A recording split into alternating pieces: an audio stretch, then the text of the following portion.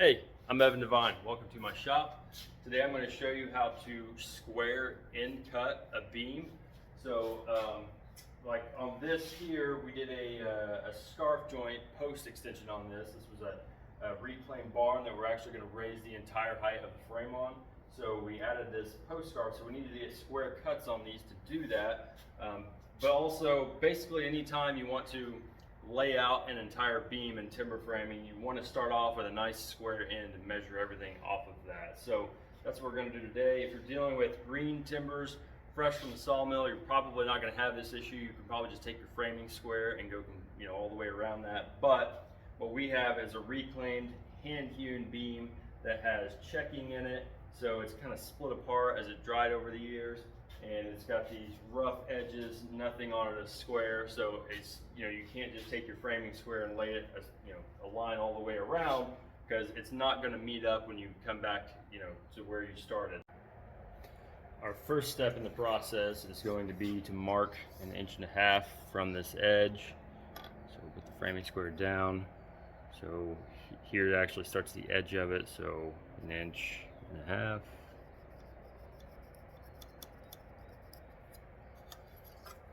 I usually just transfer that line a little bit farther this way so I can see it.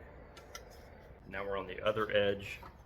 On the other end, the same edge, we're going to do the same thing. Here's the edge. We're going to go in 1.5 inches, which don't worry about having your square on the edge, because of this timber and it's got a lot of issues with it. There's no way we're going to get this squared up perfectly. So this is an arbitrary line.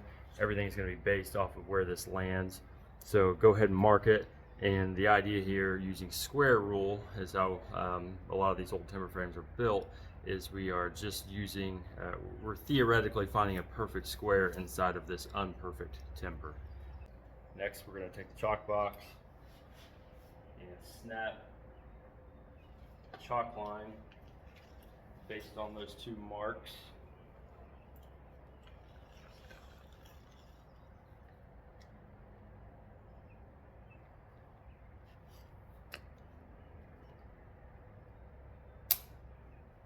Now we're going to roll the timber over.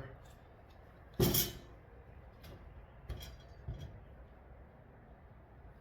we're going to do the same thing on this side.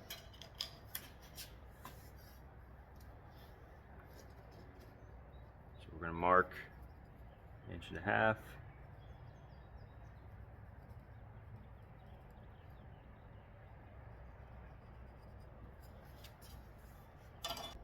Now we're back on the other side. I'm going to mark 1.5 inches over here on that same edge.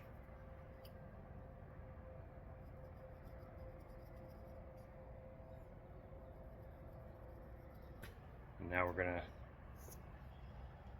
make another chalk line.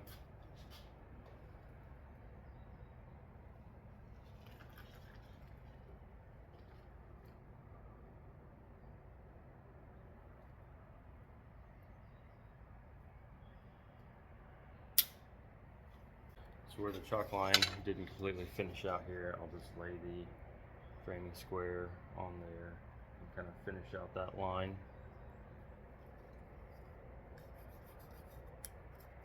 Now we have two chalk reference lines on this timber. We have one here and we have one here. So now we're going to come up here to this line,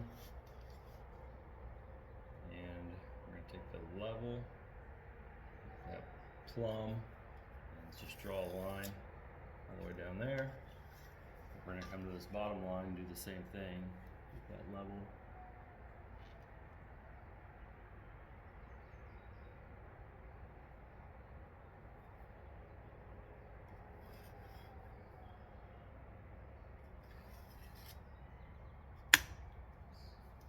So on your theoretical square timber, here you have two edges of it. Now we're on the other end. We're going to do the same thing. Here's our chalk line.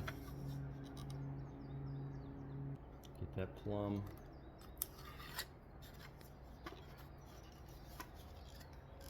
And the other line. Get that level.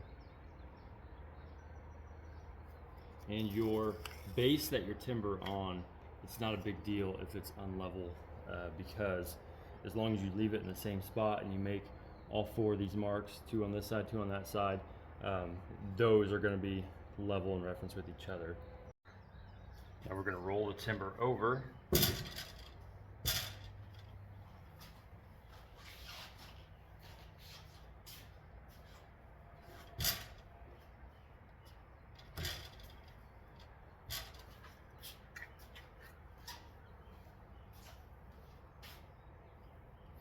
We'll mark there where that line transfers up onto this face of the beam. We'll do that on both ends. Then we'll snap a chalk line again.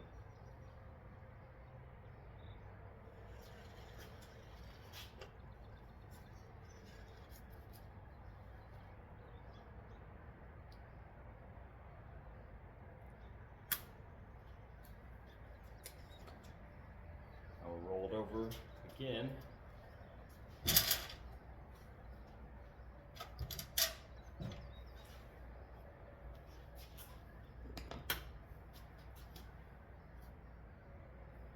Make that line a little heavier on top so I can see where I'm going.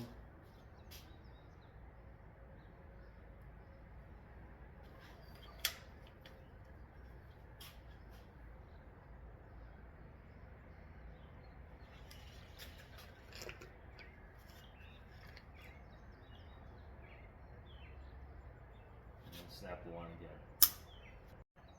Now we have a chalk line on every side of this beam. We have our 90-degree reference marks here on this end. If you wanted to, you could lay out, how wide you wanted this to be and go ahead and finish this out just based off of these and use your framing square. But we're not going to need to do that. This next step's going to be kind of hard for you to see what I'm doing, but I've got my chalk lines here on both faces there. You can see those. So I'm going to take the framing square and wind up there on the chalk line. I'm just going to give myself a little bit extra here. It's going to end up being cut off. So if you're just trying to in cut a beam and that's it, you would just mark this here and be done with it. But I'm going to add an extra step in here for our project. So that's going to be the in cut. And then I'm going to come down for ours to 5 inches because we're going to have a tenon on the end of this. And this will be the shoulder of it. So I'll come down here where I just mark my line. So I might use this side of it because we measured off 1.5 inches earlier. Sometimes it's a little bit easier to use the 1.5 inch side of your framing square. I'm going to get there on the chalk line. Transfer that line across. Do the best to get around these rounded corners on this old beam. I'm going to flip this over and do the same thing on every side.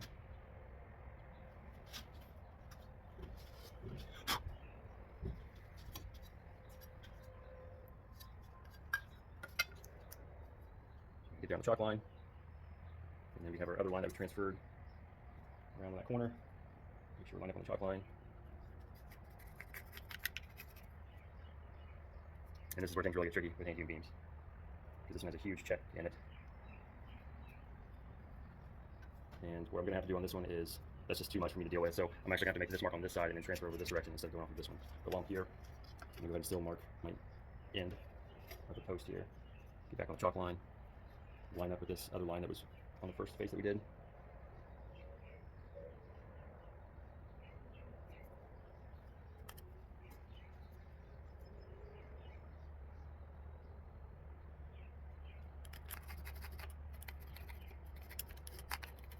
And again on this one, I think I'm going to measure or mark it from this side. So flip the beam over. Actually, what we're going to need to do is actually turn twice in this instance because I couldn't finish that line. So now we'll come back here. This is our very first line that we made. I didn't completely finish this one, so I'm going to finish it out real quick.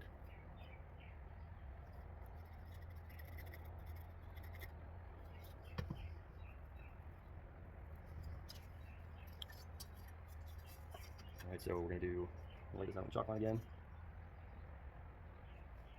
1.5 inches here, and then the rest of our squares laid out on 1.5 inches. Get back there on the line.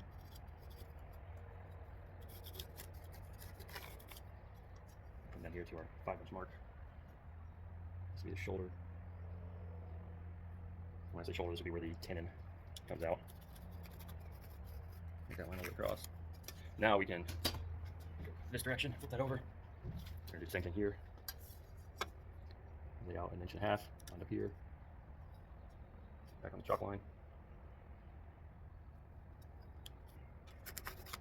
And again, we're just lining up with this line that we finished off here.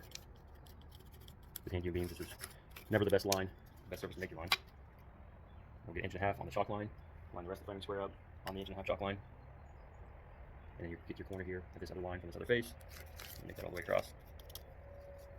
Now we can flip that over, and we'll finish this face because this huge check. Now we're gonna go from this side instead.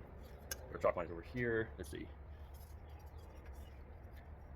So we're gonna line up, get on here on this edge from our other line, and then we've got our previous line that we made. Stop right there. This isn't the ideal situation, but it's part of dealing with hand hewn beams, old hand hewn beams.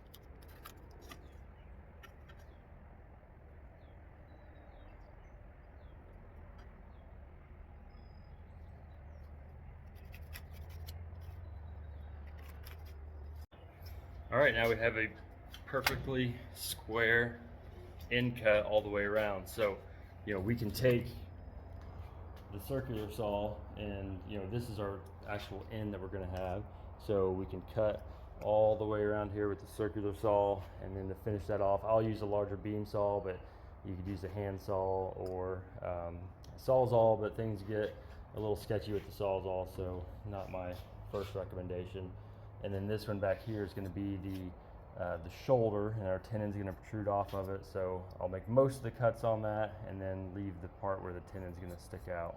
There you have it. That's how I get square end cuts on these really crazy out of square beams. It's a lot of extra work, but that's why working with reclaimed timbers, it's not cheap. It's more expensive than working with new stuff. So hope that was helpful. Thanks.